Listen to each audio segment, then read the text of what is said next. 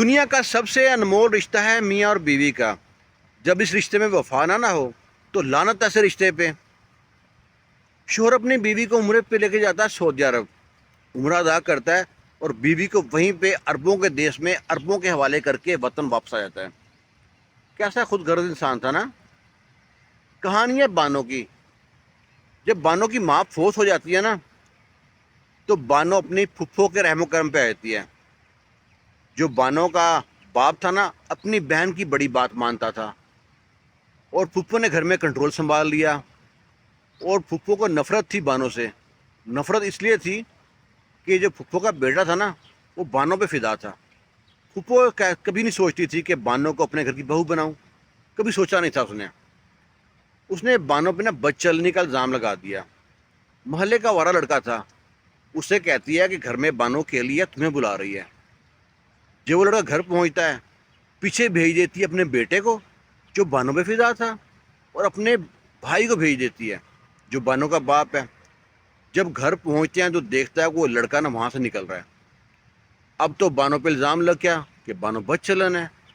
بڑی صفائی پیش کرتی ہے اپنے باپ کو، ابا مجھ پہ یقین کرو، میں ایسی لڑکی نہیں ہوں، پر کیا کرے، آنکھوں دیکھی مکھی نکلی نہیں جاتی۔ اس کی پھپھو نے بڑا پلان بنایا تھا، پلان میں کامیاب ہو گئی۔ اب پیچھا چھڑانا تھا بانو سے۔ بانو کے لیے رشتہ ڈھونڈا ایک بوڑھے شخص کا جس کے 2 جوان بیٹے ہیں اور بیٹوں کی شادی ہونے والی ہے۔ بیٹوں نے کہا کہ ہم اپنے ابا کی شادی تب کریں گے جب ہمارے ابا کی شادی ہوگی، کیونکہ ان کی ماں مر چکی تھی۔ وہ چاہتے تھے کہ ہمارے ابا کا کوئی خیال کرنے والا تو ہو نا، ہم اپنی بیویوں کے ساتھ شہر میں شفٹ ہو جائیں گے۔ ابا نہیں جانا چاہتا شہر میں، ابا گاؤں رہنا چاہتا ہے، ابا کے پاس کوئی تو ہو۔ اگر رشتہ ڈھونڈا ابا کے لیے، رشتہ مل گیا بانو کا، وہ بڑے خوش کہ جوان لڑکی ہے، ابا خیال رکھے گی۔ شادی ہو گئی۔ شادی کے بعد کچھ دنوں بعد دونوں بیٹوں کی شادی ہو گئی۔ جو خود 20 سال کی ہے اس کے 22 سال کے 2 بیٹے ہیں، ایک 22 سال کا ایک 23 سال کا، دونوں کی شادی ہو گئی۔ شادی کے بعد بیٹوں نے کہا کہ اب آپ ماں اور باپ جو دونوں ہیں نا آپ عمرے پہ چلے جائیں۔ وہ دیکھتے نہیں تھے کہ ہماری ماں 20 سال کی ہے، بڑا احترام کرتے تھے اپنی ماں کو جو 20 سال کی ہے، اور باپ جو 70 سال کا ہے عمرے پہ بھیج دیا۔ بیوی ہر ٹائم نا دکھی رہتی تھی، سوچتی تھی میرے پہ الزام لگا ہے، میں کیسی عورت ہوں، اور میری شادی ہوگی ہے 70 سال شخص تک جو میرے باپ سے ہی بڑا ہے۔ تو پھپھو کوستی رہتی کہ پھپھو نے بڑا ظلم کیا ہے، کروں تو کروں کیا۔ عمرے پہ آ گئی۔ یہاں عمرے پہ آ گئی ہے، اس نے سن رکھا تھا کہ جب بھی خانہ کعبہ پہ نظر پڑے نا پہلی نظر تو دعا قبول ہوتی ہے۔ وہ سوچتی ہے جب میری نظر پڑے گی نا خانہ کعبہ پہ تو میں دعا کروں گی، یا اللہ اس شخص سے میرا پیچھا چھڑوا دے جو میرا شوہر ہے۔ وہ جاتی ہے خانہ کعبہ کو دیکھتی ہے، دعا کرتی ہے کہ یا باری تعالیٰ میری اس بوڑھے شخص سے جان چھڑا دے، کہاں میں 20 سال کی اور کہاں یہ 70 سال کا۔ اور دعا کرنے کے بعد عمرہ ادا کرتے ہیں دونوں میاں بیوی۔ عمرہ ادا کرنے کے بعد نا وہاں سے واپس جا رہے ہیں۔ گرمی شدید تھی اور بانو نے ناشتہ بھی نہیں کیا ہوا تھا، کھانا بھی نہیں کھایا ہوا تھا۔ انہوں نے پلان بنایا تھا ہوٹل جا کے کھانا کھائیں گے، تو گرمی کی شدت برداشت نہ کر پائی بانو اور راستے میں بے ہوش ہو گئی۔ جب بانو کو ہوش آتی ہے تو دیکھتی ہے کہ میں ہسپتال میں ہوں، اور جس سے بات کرنا چاہوں وہ سب عربی میں بات کر رہے ہیں۔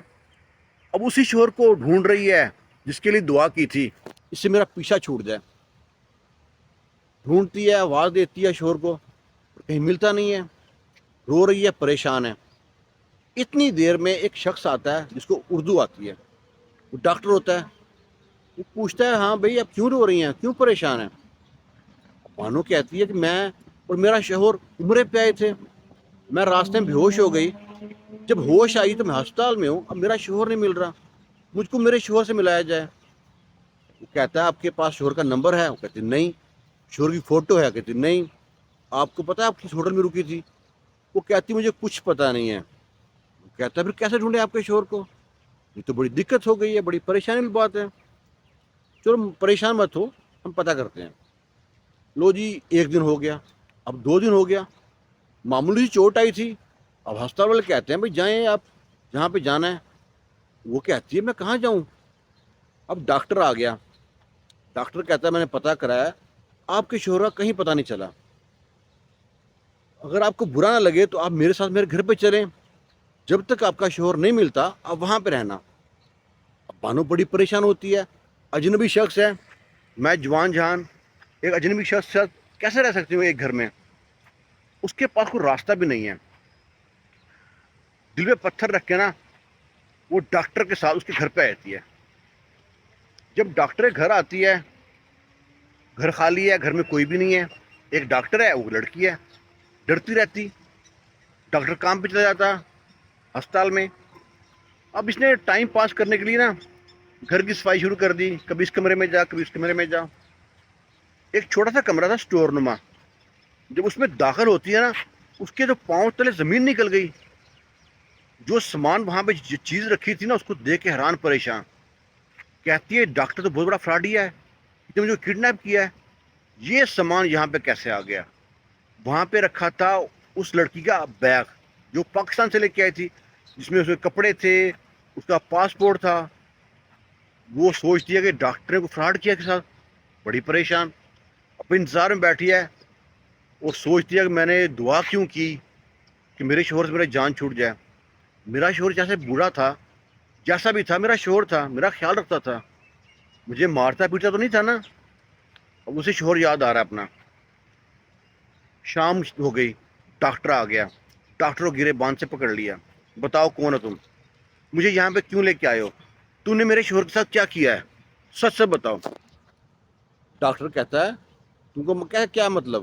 کہتی میرا بیگ وہاں پہ رکھا ہے، جو بیگ میرا ہوٹل میں رکھا ہوا تھا، ہوٹل بیگ یہاں پہ کیسے پہنچا؟ وہ کیا ڈاکٹر کہتا اچھا تم کو معلوم پڑ گیا؟ اگر معلوم پڑ گیا نا پھر پوری کہانی سن لو تم۔ لڑکی کہتی ہے کیا کہانی ہے؟ تو کہتی ہے، لڑکا ڈاکٹر کہتا ہے کہ تمہارا شوہر ہے نا میرے باپ کا دوست ہے، اور یہ ہے تمہارے شوہر کا خط، اس کو پڑھ لو تم۔ لڑکی ڈرتے ڈرتے ہاتھوں سے نا کانپ رہی ہے، اور خط کو پکڑتی ہے، وہ خط پڑھنا شروع کرتی ہے۔ خط میں لکھا ہے کہ میری پیاری شریک حیات، مجھے معاف کر دینا، میں نے اپنے بیٹوں کی ضد پوری کرنے کے لیے تم سے شادی تو کر لی، مجھے معلوم تھا میں کسی طرح سے تمہارے ساتھ سوٹ نہیں کرتا، میں تمہاری باپ کی عمر سے بھی بڑا ہوں، مجھے معاف کر دینا، میں نے بیٹوں کی ضد پوری کی، ان کی شادی ہو گئی ہے، اب تم آزاد ہو، تمہیں کچھ دن میں طلاق نامہ مل جائے گا۔ یہ ڈاکٹر جونس ہے نا میرے دوست ہے، ان کا بیٹا ہے، یہ تمہیں بہت خوش رکھے گا، میں جو تمہیں طلاق دوں گا نا تم سے شادی کر دینا، تمہارے بھی کچھ ارمان ہے، تم جوان ہو، ڈاکٹر جوان ہے، اور میں بوڑھا شخص تمہارا سوٹ بھی نہیں کرتا، ہو سکے تو مجھ کو معاف کر دینا۔ جو تم بے ہوش ہوئی ہو نا یہ ایسے بے ہوش نہیں ہوئی، یہ پورا پلان تھا ایک، اور وہیں سے ڈاکٹر تم کو لے کے آیا ہسپتال میں، یہ سامان وہاں پہ رکھا ہے، میں پاکستان چلا گیا ہوں۔ تمہارا سابقہ شوہر، بیوی پڑھتی ہے شوہر کو یاد کرتی ہے کہ شوہر کتنا ہمدرد تھا، اور میں شوہر کے بارے میں کتنی بدگمان تھی۔ کچھ دنوں بعد اس کو طلاق مل جاتی ہے، اس کی شادی ہوئی ڈاکٹر کے ساتھ، ڈاکٹر صاحب بڑی خوش ہے، اپنی زندگی پر رشک کرتی ہے۔ جب بھی آپ کے اوپر نا کوئی مصیبت آتی ہے، دکھ آتا ہے، تکلیف آتی ہے، آپ ٹوٹ جاتے ہو، اللہ سے گلہ کرتے ہو، شکوہ کرتے ہو، لیکن صبر کرو، اللہ نے آپ کے لیے سوچ رکھا ہے، اللہ آپ کو کبھی تنہا نہیں چھوڑتا۔ جہاں پہ سب دروازے بند ہو جاتے ہیں نا اللہ وہاں دروازے کھولتا ہے جہاں پہ آپ کو یقین بھی نہیں ہوتا، گمان میں بھی نہیں ہوتا۔ یہ تھی اس کہانی ڈاکٹر کی، اور یہ بانو بیچاری جو پھپھو کے ہاتھوں، پھپھو بدنام ہوتی ہیں، کچھ ایسے کام بھی کرتی ہیں پھپھو، تب بدنام ہوتی ہیں، جس کو پھپھو نے بدنامی کا الزام لگا گھر سے نکال دیا تھا اور گھر پہ قبضہ کر لیا تھا۔ وہ باپ بھی کیسا باپ تھا جس نے ذرا سوچا نہیں کہ میری بیٹی ہے، کچھ تو یہ یقین کروں اس کے اوپر۔ اس کہانی کے بارے میں اپنی رائے ضرور دیجیے گا۔ خوش رہیں، شاد رہیں، آباد رہیں۔ اللہ حافظ۔